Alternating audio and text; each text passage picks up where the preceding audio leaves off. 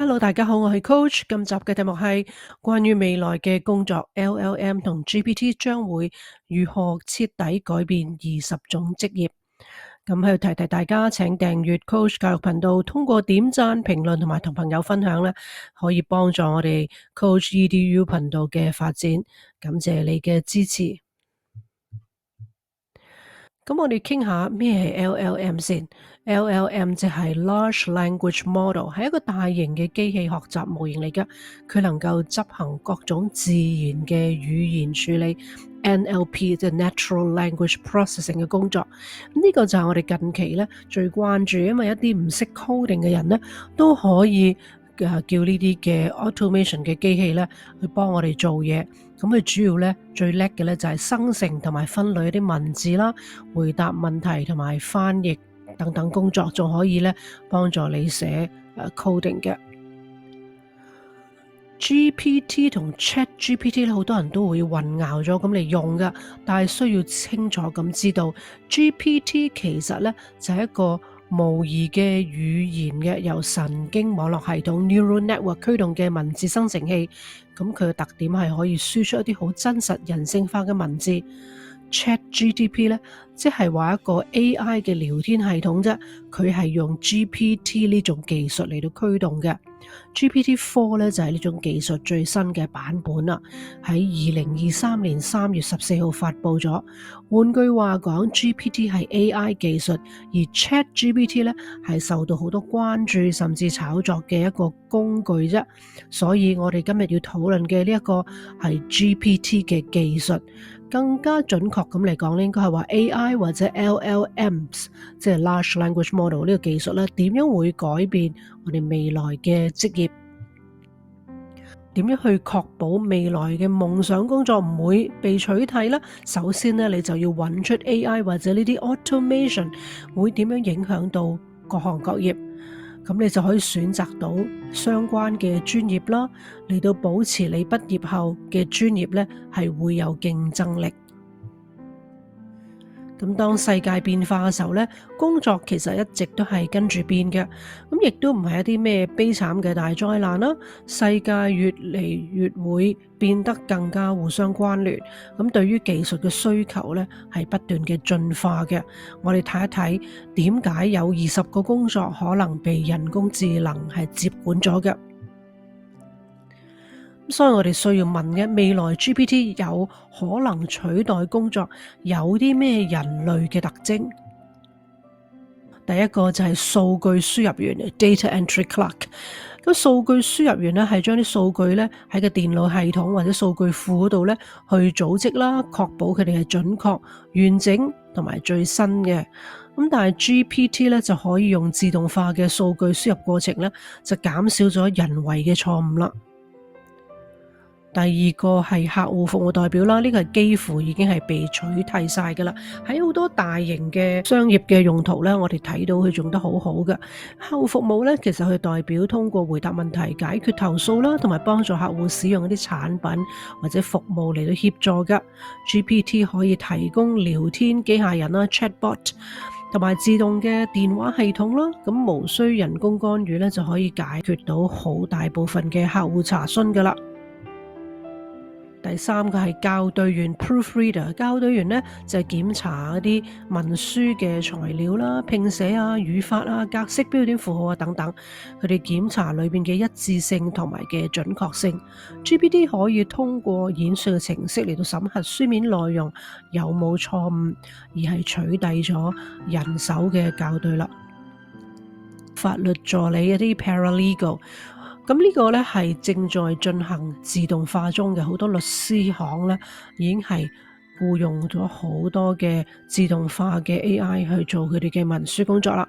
法律助理咧，傳統咧佢哋經過研究啦，準備一啲法律嘅文件，同埋提供一啲行政嘅支持嚟到協助律師㗎。GPT 通過自動化法律研究同埋一啲文件咧，好準確咁樣去將佢哋撮要處理，咁能夠幫助到咧律師去工作，咁亦都取替咗呢個法律嘅助理，減少好多人工干預嘅需要。簿記員 bookkeeper。簿記員通過記錄收支、核對帳戶同埋財務一啲報告呢，就係進行財務交易嘅。GPT 可以通過自動化嘅財務交易同埋生成財務報告，代替咗呢個 bookkeeper 簿記員嘅。翻譯員啦，亦都係好多係被取替咗啦。翻譯員將會係將啲書面或者口頭嘅語言從一種語言轉換成另外一個國家嘅語言，佢哋幫助個人啦、組織同埋公司喺全球嘅範疇進行交流。GPT 可以通過使用機器啦翻譯代替咗呢個真人嘅翻譯員，自動化嘅翻譯嘅不斷更新同埋改進係越嚟越準確、越嚟越快嘅。第7係撰稿人 copywriter， 撰稿人為廣告啦、電子郵件同埋其他營銷嘅文字材料建立書面嘅內容，佢哋確保內容有說服力同埋吸引力同埋準確性。GPT 可以通過程式啦自動生成營銷嘅內容，代替咗撰稿人啦。第8係市場研究分析師。市場研究分析師呢係根據市場嘅狀況同埋消費者嘅趨勢，幫助組織做出一啲策略性嘅決策。咁當然呢，佢哋都係要將好多嘅資料去組織嘅同埋分類。GPT 可以通過自動化數據收集同埋分析，取代咗市場研究分析師嘅角色啦。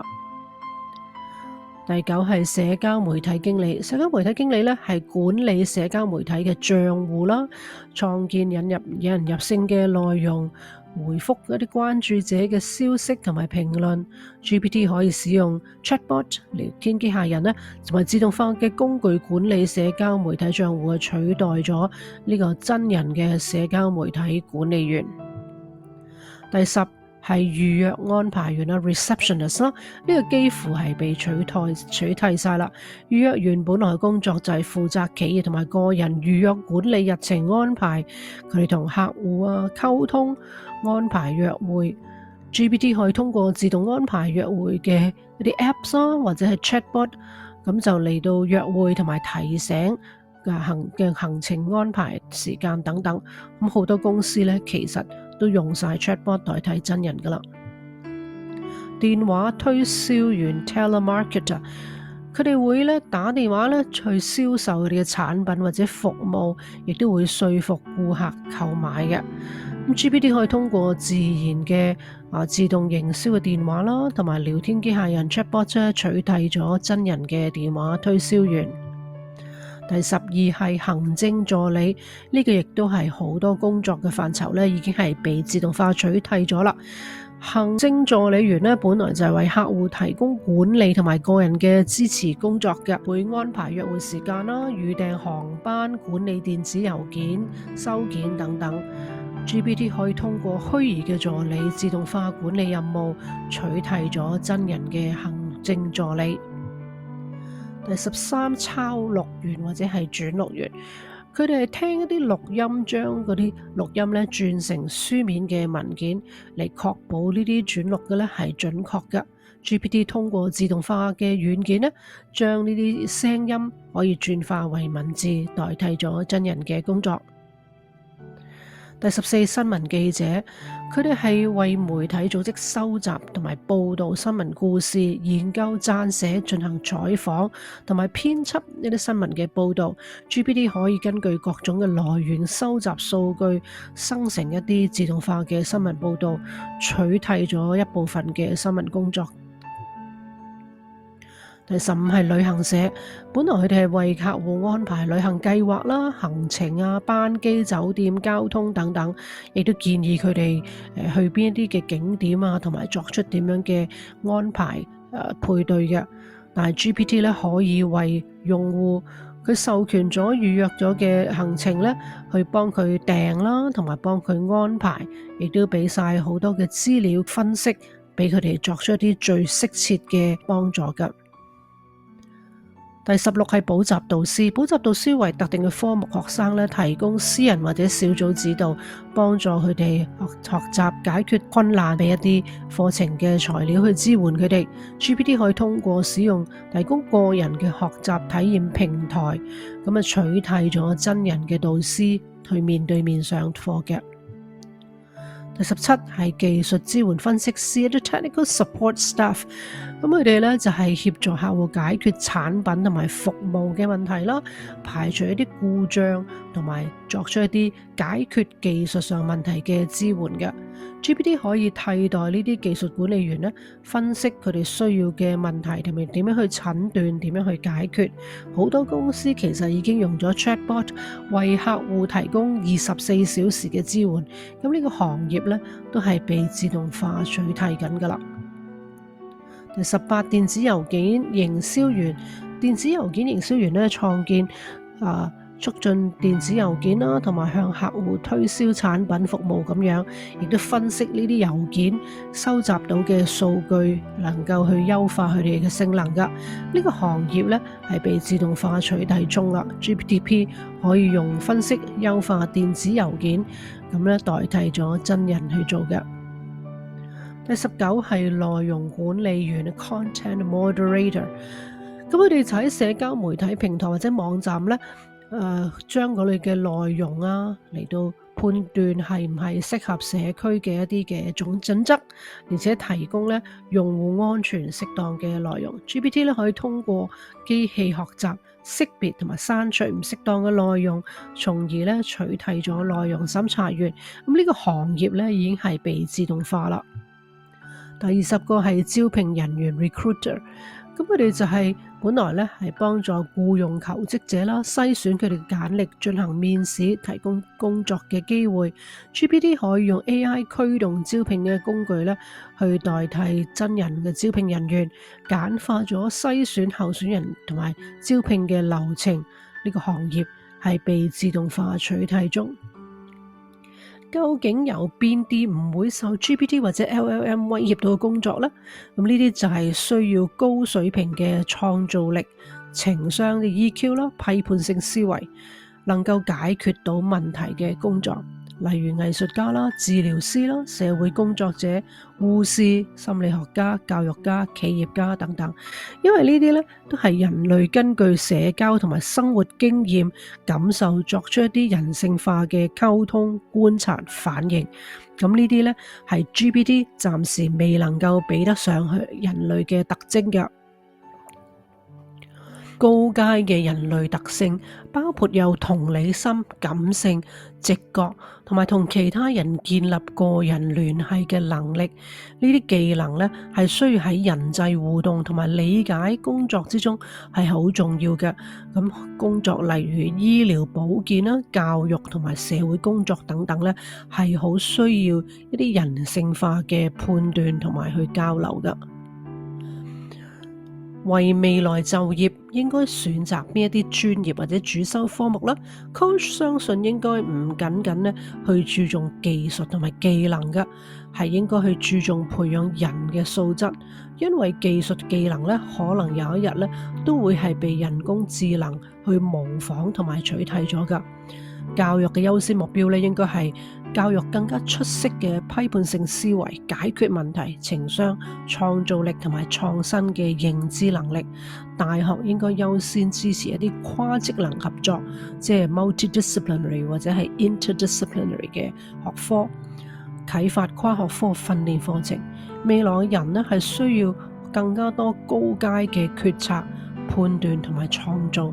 唔好再花時間喺度整理資料處理複雜嘅工序，呢一啲就留翻俾機器做啦。